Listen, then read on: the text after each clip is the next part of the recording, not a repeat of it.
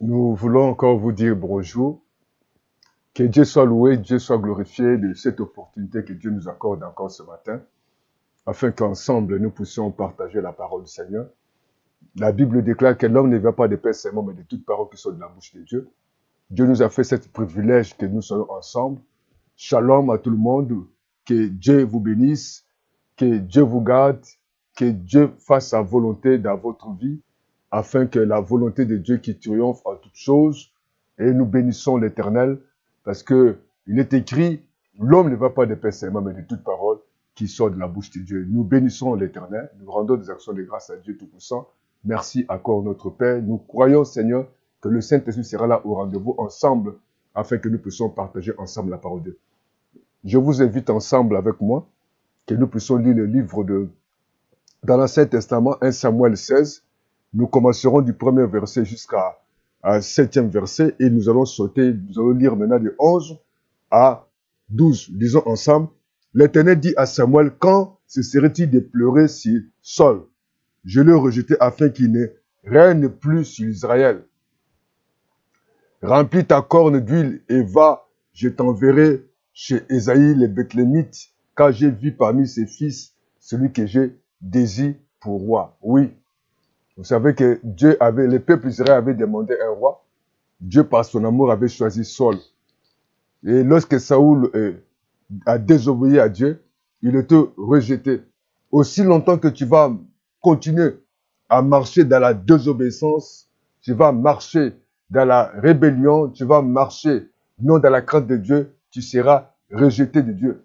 Parce que la Bible dit que tout ton péché sont privés de la gloire de Dieu. Lorsque nous marchons dans la désobéissance, nous sommes carrément écartés de Dieu. Tu dois obéir au Seigneur. Tu vas marcher dans la crainte de Dieu comme notre frère Joseph a marché dans la crainte de l'Éternel. Et là, devant la femme du Potiphar, il a dit, comment pécheresse devant un si grand Dieu? Il a marché dans la crainte de Dieu et Dieu l'a béni au temps convenable. Nous avons l'obligation, l'impératif de marcher dans l'obéissance de la parole de Dieu. Parce que la Bible nous enseigne, tous nos péchés sont privés de la gloire de Dieu. Les péchés nous privent de la gloire de Dieu. Sans la sanctification, personne ne verra l'éternel. Nous devons marcher dans la sanctification. Nous devons marcher dans la crainte de Dieu. Nous devons honorer la parole de Dieu. Parce que Saul, il était nommé, il était établi comme roi. Lorsqu'il s'est désobéi, Dieu n'était plus avec lui. Et tu vas faire très attention, parce que lorsque tu marches dans la désobéissance, la grâce, le Saint-Esprit va être attristé et tu seras dans la proposition de Dieu, tu seras non dans la volonté de Dieu, tu seras carrément écarté. Ici, nous voyons la crise où Dieu a besoin de quelqu'un, de remplacer Saul parce qu'il s'est désobéi à Dieu. Le verset 2, la Bible dit, dans le verset 2, Samuel dit, comment irai-je? Saul la prendra, il me tuera. Et l'Éternel dit, tu amèneras avec toi une génisse et tu diras, je viens pour offrir un sacrifice à l'Éternel. Tu inviteras Ésaïe au sacrifice, je le ferai connaître ce que tu dois faire. Oui, c'est important. Lorsque tu marches dans la volonté de Dieu, il faut faire ce que Dieu veut que tu fasses. Quand tu y es appelé de faire un choix, tu dois faire convenablement selon la volonté de Dieu. Tu dois marcher selon les principes de Dieu. Tu vas honorer Dieu dans tes choix. Les prophètes Samuel devaient aller choisir le futur roi. Il devait faire ce que Dieu voulait lui dire de faire. Est-ce que réellement tu fais ce que Dieu t'a dit de faire? Toi qui as besoin d'un mari, tu as besoin d'une femme, tu as besoin de commencer des affaires, tu as besoin de commencer une église ou de choisir des collaborateurs. Est-ce que tu fais ce que Dieu te dit de faire? Est-ce que tu as reçu les instructions? Vous savez, on peut bien commencer, mal terminer. Il dit, je vais te faire compte ce que tu dois faire. Dieu a besoin, il faut chercher toujours à faire ce que Dieu veut que tu fasses. Et tu oindras pour moi celui que je dirai. Oui, celui que Dieu choisit, il y a toujours la grâce. Si réellement Dieu t'a choisi, Dieu va te faire en toi la grâce. Tu auras la main de Dieu sur toi. Tu auras la grâce de Dieu. Cherche toujours la grâce de Dieu dans ta vie. Si réellement Dieu t'a choisi, si réellement tu es dans la volonté de Dieu, la grâce de Dieu t'accompagne. Il y aura toujours des signes. Il y aura toujours la capacité. Dieu a dit à son serviteur, Samuel, tu le oindras. Et cette grâce, cette onction qui devait déterminer, qui devait réellement montrer qu'il était choisi de Dieu. Tu as besoin de la prendre de Dieu sur toi. Si réellement que Dieu t'a choisi, les dons vont se manifester. Les fruits vont se manifester. Les comportements vont se manifester. Si cet homme réellement c'est ton mari, tu vas le supporter. Parce que tu as eu la grâce. Tu as eu cette faveur de Dieu. Il dit, tu le oindras. Tu as besoin de la présence de Dieu. Si tu veux servir Dieu, si tu veux faire quelque chose pour Dieu, il faut te demander que la présence de Dieu soit sur toi. Et Dieu, lorsqu'il t'a choisi, il va mettre les dons, la capacité, la faveur.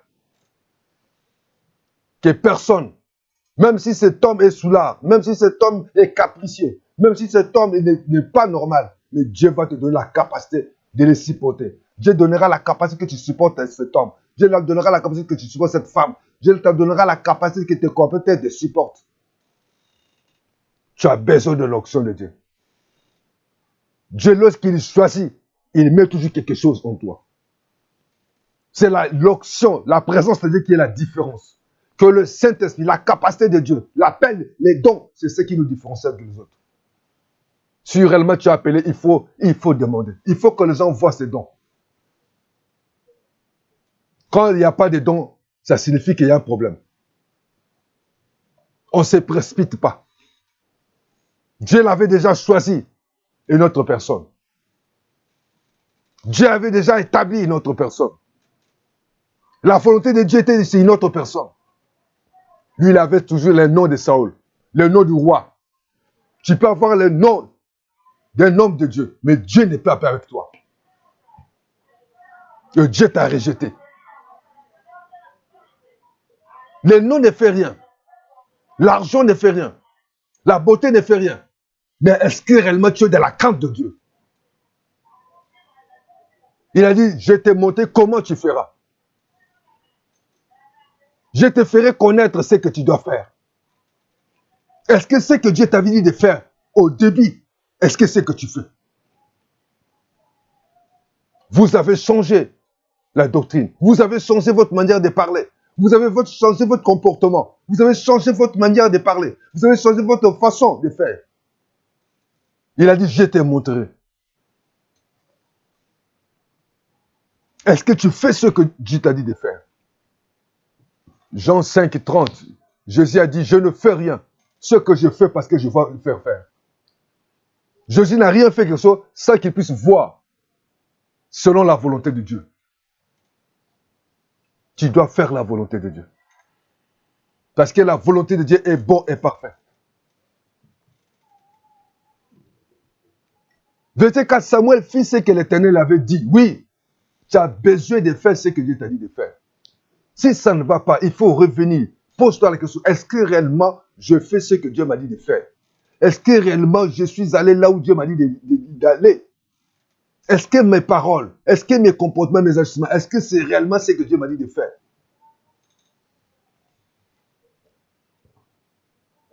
Il alla en Bethléem. Oui. Tu as un endroit. Chaque endroit, ce n'est pas l'endroit pour la bénédiction. La Bible est claire. C'était à Bethléem. Il ne faut pas aller pour aller. Chacun a un lieu de bénédiction. Cherche un endroit. Dis à Dieu de te montrer. Tu peux aller quelque part. Mais si Dieu t'a orienté, tu seras visité par Dieu. Va à Bethléem. La parole de Dieu est claire et précise. C'était à Bethléem. Tu dois faire. Je vais te faire connaître ce que tu dois faire.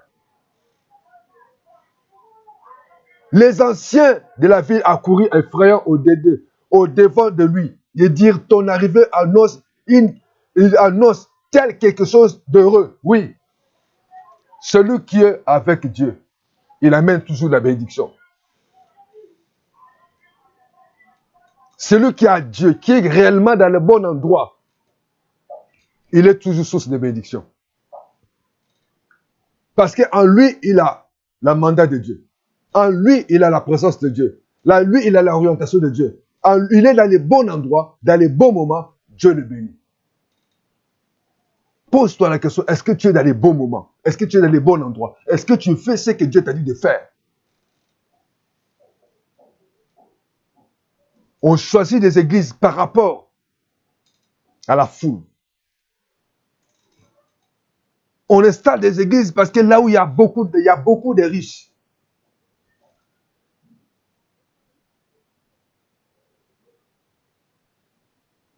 Il y a des amitiés par intérêt. On prêche la parole de Dieu, non pour prêcher. On dépend de la foule, on dépend des milliers. Non. Fais ce que Dieu t'a dit de faire, de dire. Il a dit, je te dirai. Est-ce que tu fais ce que Dieu t'a dit de faire? Et celui qui a toujours mandat de Dieu, il est porteur de joie. Là où il y a toujours Dieu, il y a la joie. Ton arrivée annonce quelque chose d'heureux. Oui. Celui qui est mandaté de Dieu porte que la bénédiction, porte que la paix, porte la joie. Si quelque part, quelqu'un t'annonce des mauvaises choses, des divisions, des querelles, il n'est pas de Dieu. Ce n'est pas le Saint-Esprit.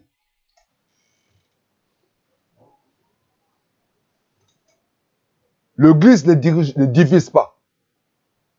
Les amitiés ne divisent pas.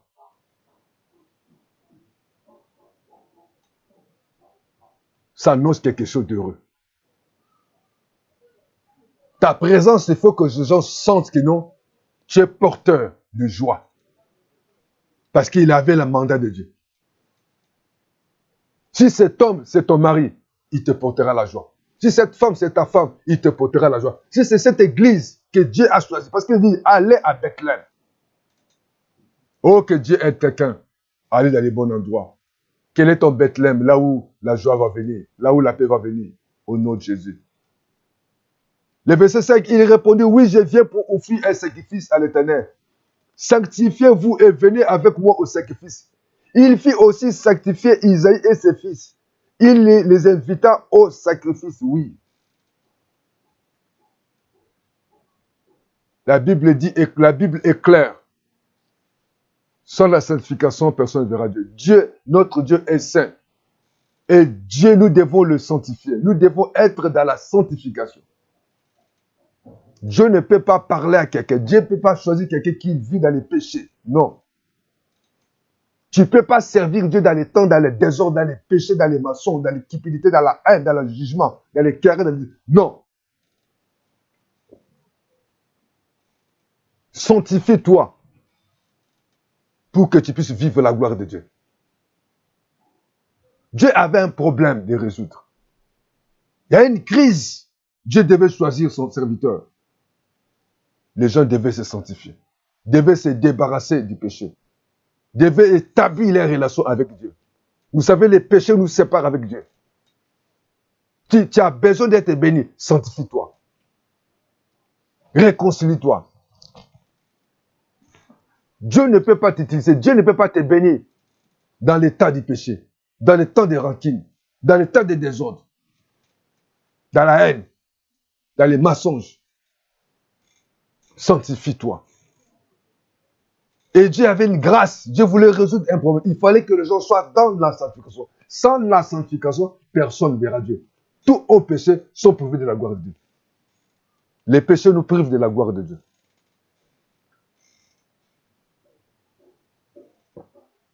Sanctifie-toi. Tu as besoin de Dieu. Sois propre.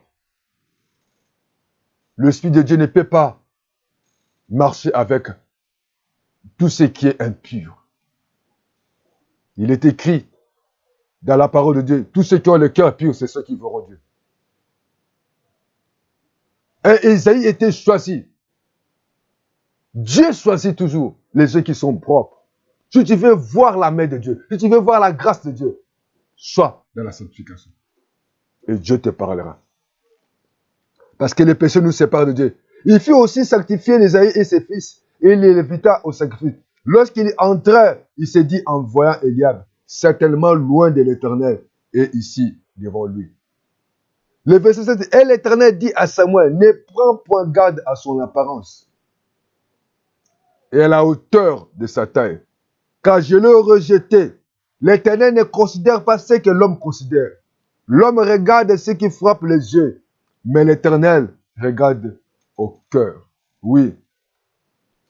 Le thème de ce matin ou de cet après-midi, nous l'intitulons simplement. L'Éternel ne considère pas ce que l'homme considère. L'Éternel, notre Dieu, ne considère pas ce que l'homme considère. Là, le verset 8, il dit, mais l'Éternel regarde au cœur. L'Éternel ne considère pas. L'Éternel dit à Samuel, ne prends pas garde à son apparence. Oui. Ne faut jamais regarder l'apparence. Ne regarde pas l'âge, ne regarde pas les diplômes, ne regarde pas les biens matériels, ne regarde pas la beauté, ne regarde pas l'église parce que c'est bien bâti, ne regarde pas parce qu'il y a la foule, ne regarde pas parce que les gens tombent, ne regarde pas parce qu'il y a beaucoup d'argent, ne regarde pas parce que c'est le pays. Dieu ne considère pas ça. Le mariage, ce n'est pas la beauté. Le mariage, ce n'est pas l'argent. Le mariage, ce n'est pas le pays. Le mariage n'est pas la famille. Dieu ne considère pas ce que l'homme considère. Ne prends pas à son apparence.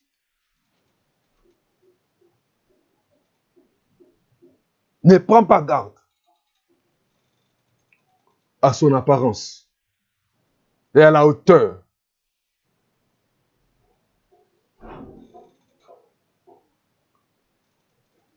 Et aujourd'hui, on néglige à certains frères. Vous allez des fois dans d'autres églises. Si un frère vient de l'Occident ou celui qui vient en Afrique, on préfère de prendre celui qui vient de l'Occident ou de l'Europe, de l'Asie, des États-Unis d'Amérique. Je ne suis pas contre. Mais la première chose, ne regarde pas l'apparence. Mais Dieu regarde d'abord le cœur. Et les parents aujourd'hui acceptent que leur fille épouse les hommes quand on regarde l'apparence. On regarde la taille, on regarde les moyens, on regarde le matériel, on regarde l'éloquence. Et aujourd'hui, les gens fréquentent les églises. On n'est pas contre. Dieu nous a bénis. Mais nous devons d'abord pas rechercher l'église par rapport à l'apparence, à la taille du pasteur. Mais est-ce que Dieu est là? Est-ce qu'il a un mandat? Est-ce qu'il y a l'onction? Ce qu'on peut dire établi. Parce que Dieu a dit à Samuel, ne regarde pas son apparence, même à sa taille. Ce n'est pas la taille de l'église. Ce n'est pas l'éloquence du pasteur. Ce n'est pas la beauté de la femme. Ce n'est pas la famille, la hauteur de la famille. La grandeur.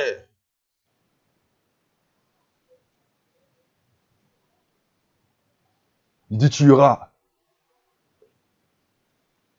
à Bethléem. Je te ferai connaître ce que tu dois faire. Faites attention à l'apparence. Toi qui es tenté de chercher une femme, toi qui as envie de te marier, toi qui veux faire des affaires avec quelqu'un, ne regarde pas l'apparence. Aujourd'hui, nous avons des faux serviteurs de Dieu. Nous avons des faux enfants de Dieu qui viennent à l'église, soi-disant. Il peut être dans le choral, il peut être chantre, modérateur, prédicateur, il peut être partenaire à l'église. Mais ne regarde pas cette apparence. Mais Dieu regarde dans les cœurs. Chère maman, si un monsieur se prend pour épouser votre fille, ne regarde pas d'abord ce diplôme, ni sa façon de parler, ni son tribu, ou son pays d'origine. Mais est-ce que demande à Dieu qui sonde le cœur? Il a dit, il y aura l'apparence des loups La Bible dit que je vous ai rejeté. Ce n'est pas des miracles. Il dit, je ne les connaissais pas. Il y aura à la fin, ils diront, nous avons opéré des miracles, nous avons chassé les dons, nous avons chassé les démons en ton nom. Il dit, je ne vous connais pas. Les gens qui commettent les iniquités. Et les gens, aujourd'hui, regardent que l'apparence et la taille. Il est écrit, Dieu a dit, l'homme me considère ce qui frappe les yeux. Mais l'Éternel regarde là, le cœur de Dieu. La Bible dit qu'un jour, Jésus prêchait la parole de Dieu dans le livre de Marc 2, le livre 5, où il y avait la foule, il y avait les scribes et les pharisiens. Mais il y avait 4 messieurs qui sont venus avec leurs parents. La Bible dit que Dieu a vu leur foi. Dieu voit vraiment le cœur. Faites attention, chers pasteurs, chers apôtres. Lorsque vous voulez établir des diacres ou les anciens, ne regarde pas l'ancienneté, ni ses diplômes, ni sa façon de donner, mais est-ce qu'il est choisi par Dieu? Le cœur que Dieu regarde. Il y a beaucoup de gens qui ont tenté d'opérer dans l'église. Ce sont des loups ravisseurs. Les gens sont tentés de détruire l'œuvre de Dieu. L'éloquence de faux partenaires. Chères sœurs, attention. Ne regarde pas son apparence, mais sa taille. Chers frères, attention. Ne regarde pas sa taille, ne regarde pas. C'est l'éloquence, sa beauté physique. Attention, ne regarde pas la taille de l'église. Est-ce que comment Dieu, dites comment Dieu le voit? Comment Dieu voit cette église? Comment Dieu voit cette pasteur? Comment Dieu voit cette femme? Comment Dieu voit cet enfant? Comment Dieu me voit? Je te donne conseil, il ne faut pas faire des affaires ou à faire des amitiés avec quelqu'un que tu ne connais pas. Ne t'attire pas parce qu'il vient à l'église. Attention.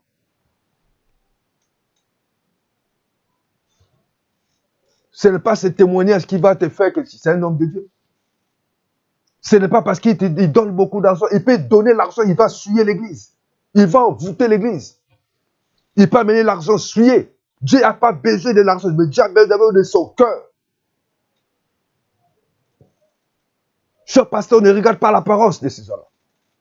De les mettre à la chorale, de les mettre comme diable, de les établir comme diable ou ancien.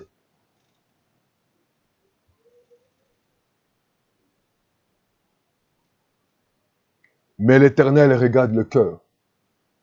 Dieu regarde le cœur. Dieu regarde le cœur. Dans les versets,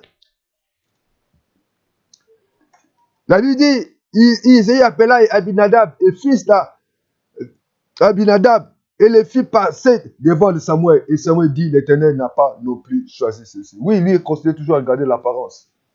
Dieu n'est pas choisi. Pose-toi la question. Est-ce que Dieu t'a choisi pour épouser cette femme? Est-ce que Dieu t'a choisi pour être avec cet homme?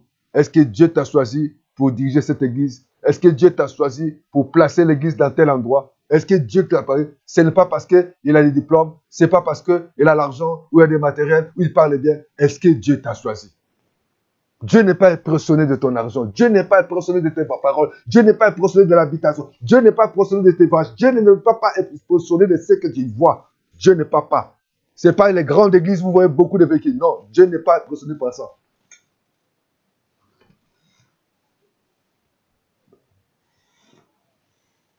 Verset 11. Puis Samuel dit à Saul, sont cela tous les fils? Il répondit, il reste encore les plus jeunes. Oui, il reste encore. Tu peux être parmi les restes. Même si les autres ne te respectent pas, ne t'honorent pas, parce que lui, il était à la bergerie. Lui, il était à la bergerie. Il avait des folles odeurs, des moutons, des cabris, des chèvres. Mais le choix était là. Ce qui est important, c'est le choix de Dieu pour toi. Mais il fait paître les brebis. Oui, il a essayé de les minimiser. Il fait paître les brebis, donc c'est rien. Mais Dieu peut choisir quelqu'un, même sans diplôme, même sans moyens, même sans beauté, même sans considération, même sans matériel, même sans, il sait pas parler, il n'a pas d'argent, il n'a jamais voyagé. Dieu, c'est ce qui est important, c'est le choix de Dieu. Est-ce que tu es réellement le choix de Dieu pour mon frère? Tu es le choix de Dieu pour ma soeur? Tu es le choix de Dieu pour servir Dieu? Pose-toi la question. Cher serviteur de Dieu, chère sœur, cher frère, pose-toi la question. Est-ce que celui-là, il est le choix de Dieu pour toi? Même s'il dit que non, il fait paître. Même s'il dit qu'il n'a pas de diplôme. Mais si Dieu est là, l'essentiel que Dieu soit là. Que ce soit le choix de Dieu. Il fait paître les brebis. Donc on peut dire qu'il n'a pas de qualification. Il n'est pas connu. Il est négligé. Même si tes parents te négligent, mais Dieu peut t'aimer. La Bible dit que si Dieu est pour moi, qui sera contre moi? Même si les gens ne te considèrent pas, ce qui est important, que tu puisses avoir la considération de Dieu. Que Dieu te choisisse. Que tu sois dans les projets, dans les plans de Dieu. C'est ça l'importance. Oh, alléluia. Alors Samuel dit à Isaïe, envoie-les chercher, car nous ne nous placerons pas avant qu'il ne soit venu. Isaïe l'envoya chercher, on était blonde, avec des beaux jets, une belle figure. Il était dit à Samuel, lève-toi, où est le camp, c'est lui. Oh, alléluia. Oh Seigneur, merci. Où est-le? Parce que c'est lui, car c'est lui. Lève-toi, où est-le, car c'est lui. Oui, Dieu a besoin de toi, de te bénir. Et que Dieu vous bénisse. Prenez le temps. Il y avait un problème, il y avait une crise. Dieu voulait choisir quelqu'un. Mais la Bible dit Dieu ne considère pas ce que l'homme considère. Mais Dieu regarde le cœur. Toi qui as besoin d'un choix, toi qui as un projet, va dans la présence de Dieu. Dis à Dieu, Seigneur, montre-moi. Moi je vois, mais toi tu connais. Là où moi je ne vois pas, Dieu va t'aider. Faites attention. Toi qui veux nommer les chantres, les diacres, les anciens, les pasteurs, toi qui veux aller quelque part, il y a certaines personnes, lorsque aussi longtemps tu marcheras dans la désobéissance, tu seras rejeté de Dieu. Même si tu veux faire les affaires avec quelqu'un, cherche, est-ce que réellement c'est lui? Est-ce qu'il réellement a Dieu? Il a Dieu. Lorsque tu es choisi de Dieu, ce qui te différenciera avec les autres, c'est la présence de Dieu, la grâce de Dieu sur toi, l'onction de Dieu sur toi, et Dieu te oindra. Le reste, c'est l'apparence. Ce qui est important que tu sois heureux. Même si aujourd'hui je dis à quelqu'un, on ne te considère pas. D'accord, tu n'as pas de moyens dans ta famille. Mais continue à servir Dieu.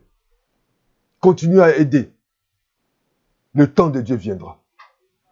Dieu te choisira. Dieu te bénira. Que Dieu vous bénisse. Que Dieu vous protège. Afin que la gloire te revienne à lui. Ne te décourage pas. Dis avec moi. Tu peux lever la main. Dis avec moi, Seigneur, merci. Je m'abandonne à toi. Je me confie à toi.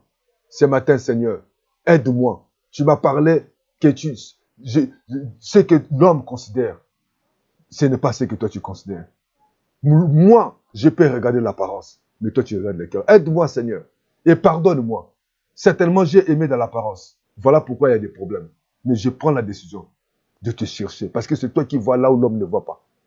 Seigneur, pardonne-moi. J'ai choisi cet homme par rapport à l'apparence. J'ai choisi cette femme par rapport à l'apparence. Je suis allé dans telle église parce qu'elle passait à l'apparence. J'ai vu la taille, j'ai vu les voitures, j'ai vu les moyens, mais aide-moi. Je n'ai pas vu le cœur de cet homme. Seigneur, certainement, je suis négligé, mais j'ai compris, Seigneur, c'est toi qui fais les bons choix. Merci, Père. Il y a des gens, Seigneur, dans ma vie. Il y a deux hommes à des fois que j'ai négligés, ou je n'ai pas voulu considérer parce que j'avais regardé la taille. Mais Seigneur, merci. Parce que ce qui est important, ce n'est pas les hommes. Papa de David, il avait imposé David à la bergerie, mais ce n'est pas que la volonté de Dieu était sur cet homme. Tu peux être là, mais ce qui est important, l'amour de Dieu, la grâce de Dieu. Il y a certaines personnes qui sont là. On les impose quelque chose. Ce n'était pas leur destin, mais Dieu va faire grâce. Prie pour que réellement, que tu ne sois pas dans la place des autres, mais que tu sois dans la place où Dieu veut que tu sois. On l'a imposé d'être berger. On l'a même négligé. Il est là, qui pète les brebis. Il est là, hein.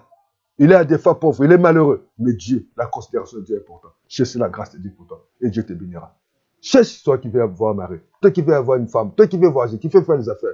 Ne regarde pas l'apparence, mais cherche la volonté de Dieu. Que Dieu vous garde, que Dieu vous bénisse. À partir d'aujourd'hui, ne cherche pas l'apparence. La Bible dit que la femme sage, c'est ce qui bâtira la maison. C'est la Bible dit, c'est dans le cœur. Jésus a regardé le cœur de ceux qui venaient à descendre avec les frères. Malgré la foule, c'est la considération de Dieu. Dieu regarde dans le cœur. Que Dieu vous bénisse, qu'il vous protège. À bientôt. Amen. Merci.